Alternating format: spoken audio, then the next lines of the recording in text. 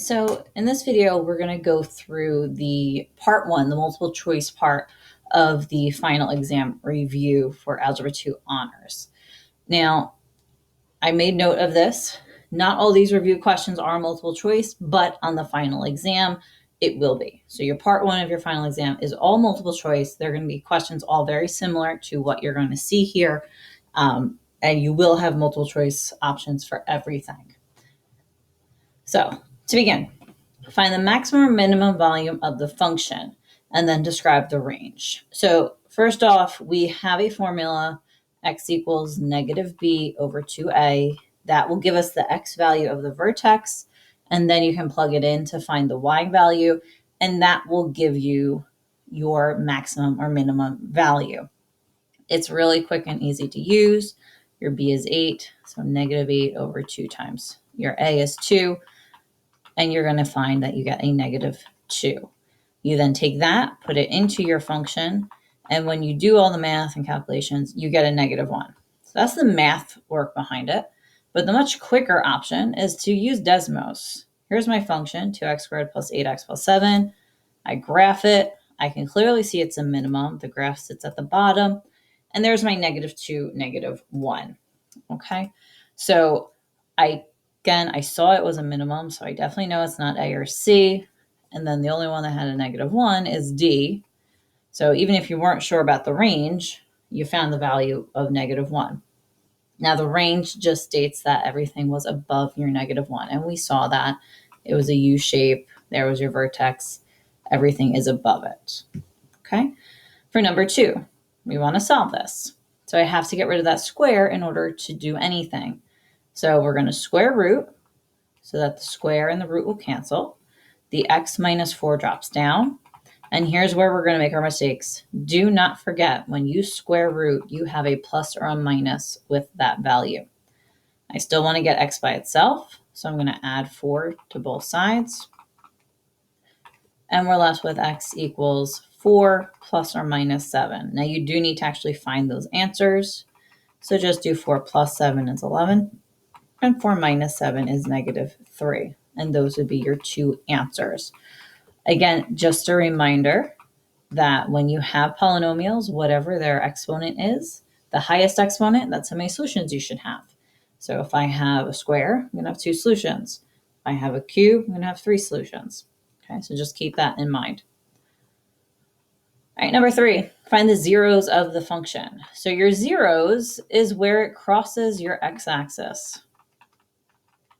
Okay, basically, where is the function? What is the x when the function is 0? So I would put a 0 in, and I would solve this. Now, again, I can solve this. You can use factoring. 36, negative 12, so that would be negative 6 and negative 6.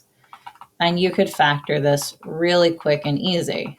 But again, this is multiple choice, so you don't have to do all the work. You don't have to show all the work. Okay, we do get to this point, and then we would solve each of those equal to 0, which happens to be the same thing. So we get 3/2. Now the quicker and easier way to do it is, again, go back to your graph and calculator. Here's my function, 4x squared minus 12x plus 9. If I was to graph it, well, here's my 0. That is where it's crossing your x-axis. So 1.5 is the same as 3/2. So you can choose to either get it from the graph. Again, it's multiple choice. Right? We had the 0.1.50. Or you could do the work. Either way, you got to be able to find the answer of the multiple choice there. All right, question 4, describe the end behavior. So I'm going to go to my graph. Here it is. I plot it. So when I look at this graph, I can see that both sides, the leftmost side is going in a downward motion, the rightmost side is going in a downward motion. So both of those are going towards negative infinity. Excuse me. So when I go back here, I'm going to just, again, make note of, you take your highest exponent. It's an even exponent with a negative leading coefficient. That also tells me both sides are going down. Or again, I saw the graph. I knew that. So we look at the function. Well, the function is going towards negative and then positive. That's not it. Then it goes positive and negative. Nope, not it. Positive and positive. Nope. But the next one, I think it shifts down onto the next page too. There we go. This answer D, there's your negative infinity of your negative infinity. Okay, so it does have both functions going towards your negatives. All right, number 5, we're dividing. So we're going to use synthetic division here. That's going to be your quickest and easiest way. Remember, in synthetic division, you're going to set your divisor, the x plus 3, set equal to 0 to find your k value. So I'm going to divide by a negative 3. Then on the inside comes all of these exponent or coefficients. So I have an x cubed, that's a 1x cubed. That was here. I have to go in order, so the next one has to be an x squared, an x, and a constant. Well, I don't have an x squared, so I'm going to put a 0, then a negative 4, then the 6, and then we'll go through the process. Process is you drop the 1, you drop your first term, I should say. Multiply the outside, so negative 3 times 1 is negative 3, and then you add down. Repeat, negative 3 times negative 3 is 9, add down. Negative 3 times 5, negative 15, add down. I get a negative 9. That is my remainder. And again, if I go back, it started as an x cubed. When you divide, it lessens. So it becomes an x squared becomes an x becomes your constant. And the reason I need to know that is because now when I have my final answer, it is 1x squared minus 3x plus 5 plus a negative 9 over what I divided by, which was x plus 3. Make sure you put the x's back in your final answer. Okay. Question 6, find the correct graph. Okay, easy enough. Back to Desmos. Oh, let me erase these guys here. When I go back into Desmos, I can put in the equation itself.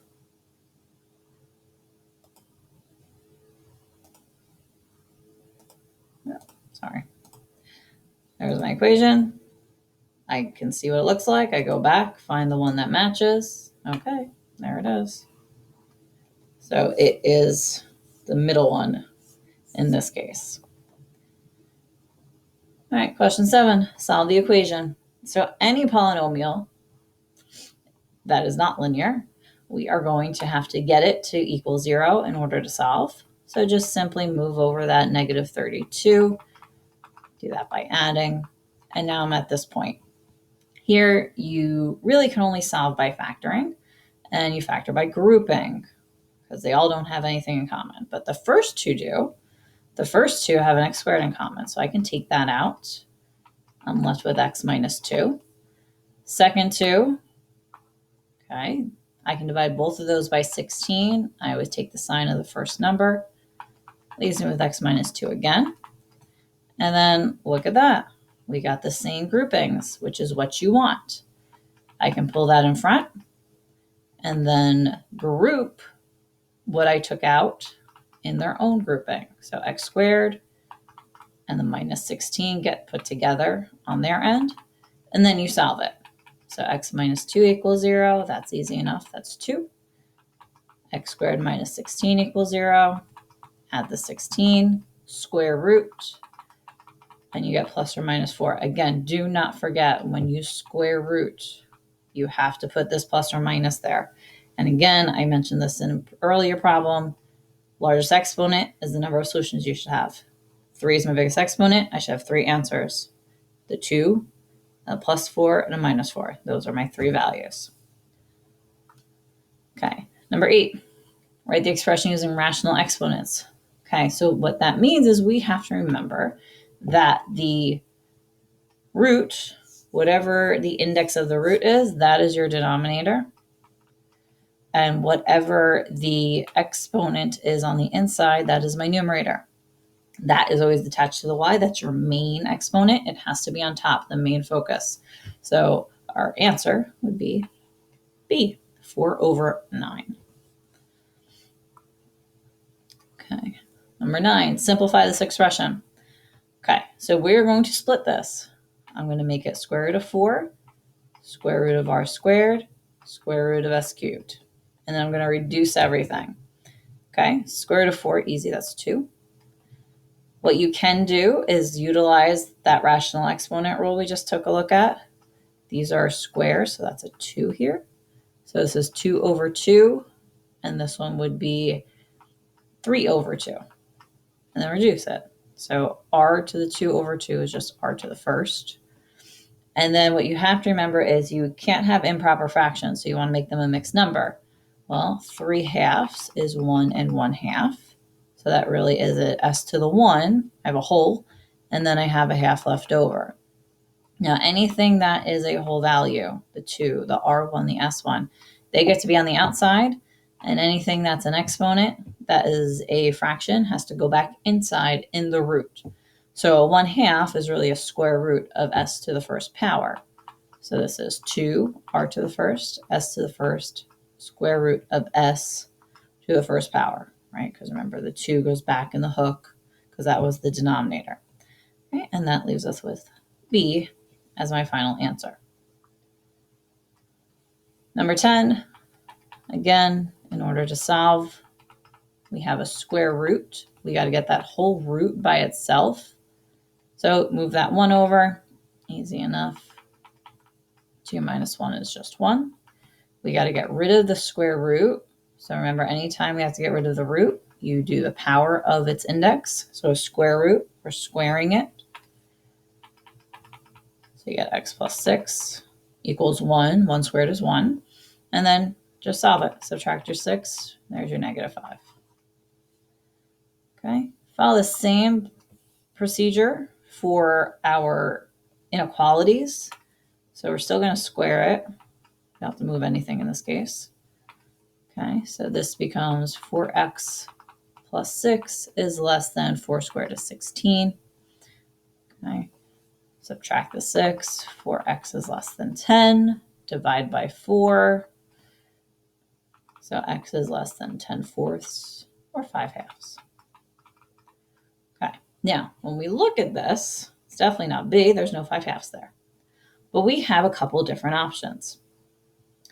Now, the thing is, when it's a less than, remember the inside of a even root cannot be negative. You can't square root a negative number, you get an imaginary number. So I then have to take the inside and set it greater than or equal to 0. Because that will make sure I don't have any number inside that would make it negative. So if I solve that real quick, that gives me negative 3/2. So x has to be greater than or equal to negative 3/2. So now that narrows down. C's gone because I had to put in the boundary here. And then basically you want to look for the greater than or equal to symbol, which leaves us with A. Okay. Now this only happens because of the fact that it was a less than. If that was a greater than problem, it would not matter.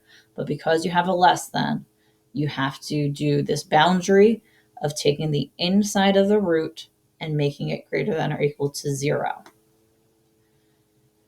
Okay, number 12. So we have this formula here. We don't need to know about any of the background information, but we have the m of t equals 80 times 0.93 to the t power. What is the daily decay rate of this element? Well, remember with growth or decay, growth is when it's greater than 0, greater than 1. Decay is when it's less than 1. So this is definitely a decay, and they told us that. And we just need to figure out, well, how much less than 1 is it? So this 0.93 is actually 1 minus the rate. That's going to tell us how much it's decaying. If it was a growth, then it's 1 plus r. And you just simply solve this. So I would subtract the 1, divide by a negative, and you would find that it's 0.07, which is equivalent of 7%. Okay, number 13, rewriting in log form. Okay, so we got to remember that whole thing. So base of exponent has to match the base of the log. So right away, I know it's not A, I know it's not D. Okay. And then the exponent is what it equals. So it's base 3 of 81 has to equal 4. So B is going to be my answer for that one. And we want to write the inverse. Okay, so remember with inverses, that means we're going to switch the letters. So this is going to be x equals log base 6 of y plus 8. And now I want to get y by itself. So first thing, get rid of the log. So to get rid of a log, we raise it to the power of the base. Okay, so this becomes 6x, or 6 to the x, equals, that cancels out, y plus 8, and then just get y by itself by subtracting 8. So you're looking for D. Now right away you could have known it was definitely not B because it had an E in the problem. Okay, number 15. In order to solve this, we want to get the same bases. So we want to look at, well, how can I rewrite those to have identical bases so we can set their exponents equal to each other? Well, 64, I can rewrite that as 8 squared, and then to that power of 3x minus 1. And then I can rewrite 1 over 8 as 8 to the negative 1 power. So I was able to rewrite them in terms of 8s. Then just take your exponents, so this whole thing, 2 times 3x minus 1, and set it equal to the other sides. Negative 1 times 8x minus 5. From there, it's just a matter of solving. So distribute,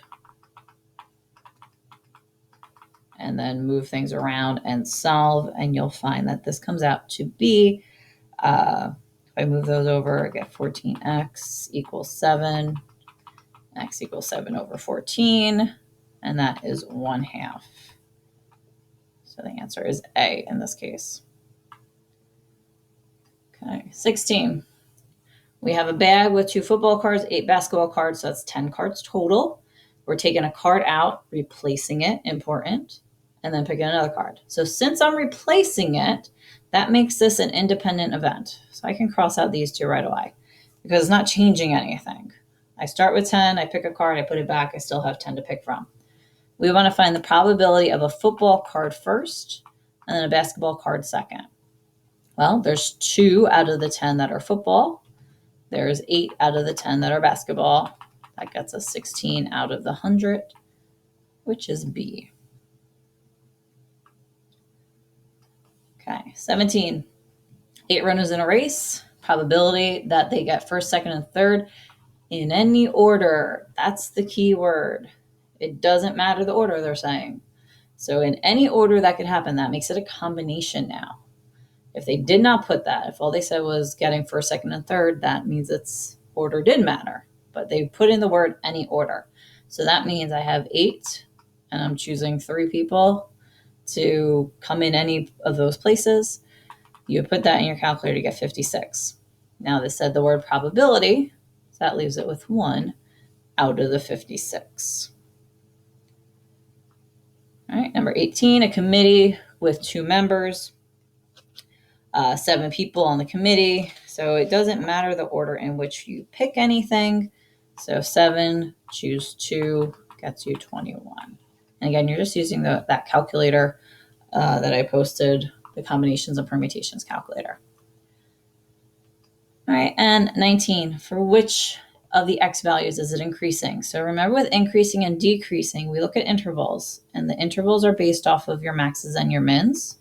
We can cause to have these boundary lines. So this one's at a -1, this one's at a +1, and they go from negative infinity to positive infinity. So looking at it, I follow the graph. It's like you're tracing it. So I would start by tracing an upward motion. I hit this max, I turn around, now I'm going down, hit this minimum, and now I go up again. So for our increasing, that's over here. I'm increasing from negative infinity to -1. And I'm also increasing on this side out here. And that went from +1 to positive infinity. So that's your interval notation. You may also see it written in inequality format. So just a reminder, If it's going towards negative infinities, that's your less than or equal to. If it's going towards positive infinities, it's your greater than or equal to. So it's either going to be in interval notation or inequality notation. And the last question, factoring. So look for a GCF always first. These are both divisible by 4. They both can take an x cubed out. That leaves me with x squared minus 25. That can get factored further. It's a perfect square. Oops, this is cubed. So x squared is x and an x. 25 or negative 25 is a positive 5 and a negative 5. It's a difference of 2 squares. And that's your fully factored form. Okay, so hopefully this cleared things up. You also have the document with all of the work, so you can go back and look at those at any point. And remember, on the day of the final, everything will be multiple choice to choose from in this part 1.